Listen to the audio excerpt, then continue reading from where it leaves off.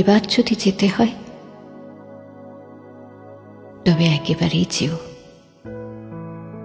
প্রতিবারের মতন ফিরে পাওয়ার আশা দু চোখে দিয়ে যেও না। বারবার চলে যাওয়ার আঘাত ফিরে পাবার চাইতেও বেশি ভয়াবহ লাগে এখন। যদি যেতে হয় সেভাবে যেও, আলগোছে দরজাটা আধ খোলা রেখে নয়, আলনায় দু চারটে কাপড় ঝুলানো হ্যাঙ্গার ছড়িয়ে ছিটিয়ে নয়, দুটো ব্রাশ তোয়ালে একা করে দিয়ে নয়। যদি যেতেই হয় তবে ঘরের পর্দাটা টেনে দিয়েছেও, যেন নিরাশার ঘুম চোখে এঁটে দিতে পারি ঘরে খিল দিয়ে।